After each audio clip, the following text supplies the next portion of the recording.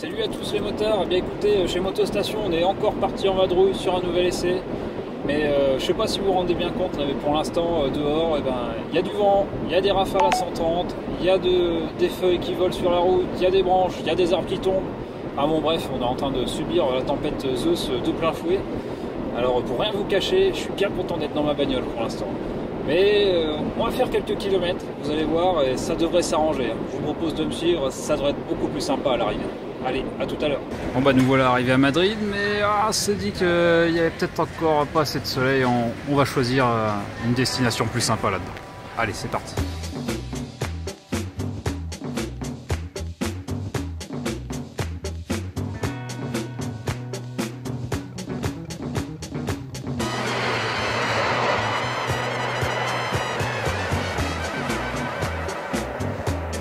Bon bah voilà, on a fait quelques kilomètres supplémentaires.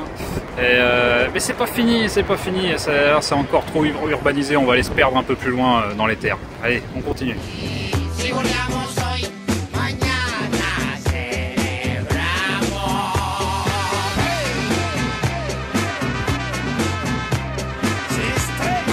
Bon bah écoutez, voilà, je pense que là on peut pas faire plus à l'écart de la population. On est au beau milieu du Pérou, dans le désert.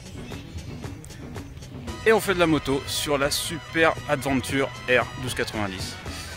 Et bah ça a l'air bien engagé, la journée va être sympa, vous allez voir, il va y avoir des trucs sympas normalement. On va essayer de vous en faire partager un maximum. Allez, à tout à l'heure.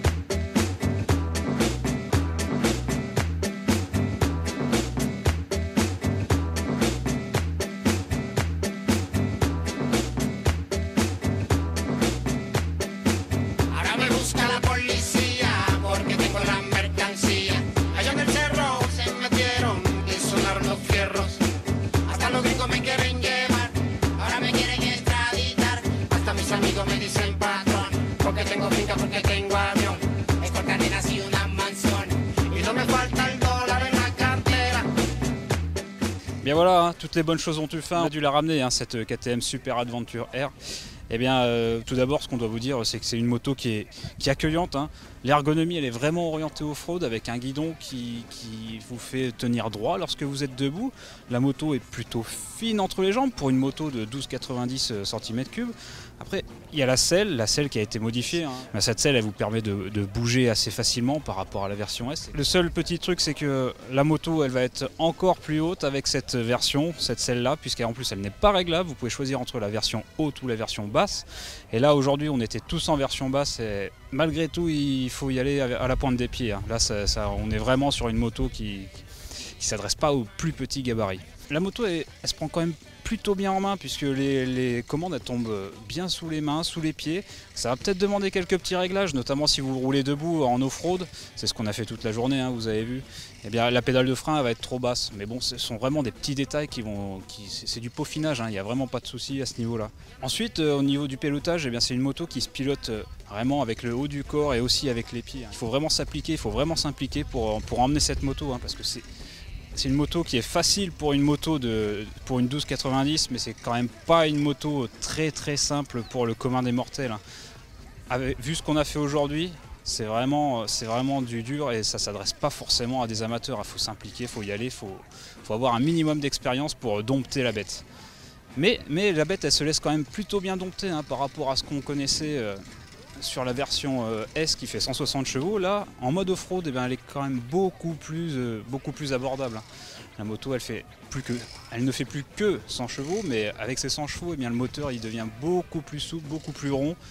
très disponible à bas régime, vraiment linéaire. Enfin bref, il est vraiment facile ce moteur, hein, c'est surprenant. Hein. Après, ce qu'on peut vous dire aussi au niveau du châssis, donc le châssis est quand même plutôt pas mal équilibré, mais c'est quand même le compromis choisi par KTM, ça a quand même été d'orienter la moto vers le confort plus que vers la performance, hein, malgré tout, même si ces suspensions white power disposent de plus grands débattements et sont complètement réglables.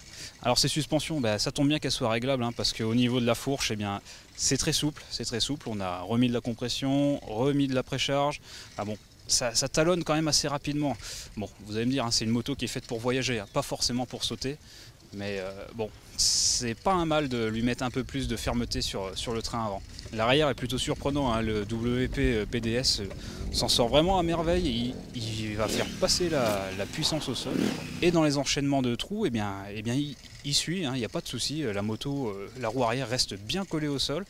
Alors on a pu ressentir un léger flottement au niveau de la roue avant par contre, hein, ça, sur les routes défoncées du Pérou, on s'est fait quelques petites chaleurs. Bon, ça fait peur, mais il se passe rien au final parce que l'ensemble tire toujours tout droit sans souci. Enfin, il suffit de rester dans sa ligne et ça se passe bien. Et là, je pense qu'on peut dire merci à l'amortisseur de direction, c'est vraiment pas un mal. Donc au final, ce qu'on va retenir de cette Super Adventure R, c'est que c'est une moto qui a des aptitudes réelles en tout terrain. Elle peut vraiment faire de grandes choses, mais il faut aussi que le pilote suive derrière, parce que bon, c'est pas un amateur ne fera pas tout ce qu'il voudra sur cette moto. Découvrir l'univers Adventure et faire ses premiers pas avec cette moto, c'est pas ce qu'on va vous recommander, hein. D'autant plus lorsque vous vous attaquez au désert péruvien, il faut quand même avoir une certaine technique ou un certain physique, voire les deux, c'est encore mieux, parce que bon, elle est quand même assez lourde la moto, il faut la manier, il faut l'emmener, il faut s'appliquer au niveau des bras, au niveau des pieds, il faut appuyer sur les repose-pieds. Ah bon, c'est un tout, elle peut le faire, mais il faut que le pilote sache le faire aussi. Donc voilà. Donc cette moto, elle est d'ores et déjà disponible chez vos concessionnaires au prix de 17 190 €. Donc si vous voulez en savoir plus sur cette moto, je vous invite à vous rendre sur motostation.com. L'essai est complet, vous allez pouvoir découvrir l'envers du décor de notre voyage au Pérou. Vous allez pouvoir, on va vous parler un peu plus en profondeur de tous les petits aspects de cette moto. Et allez, il n'y a plus qu'à. Nous maintenant, on va revenir sur terre et puis on va aller pleurer. Allez, à plus tard.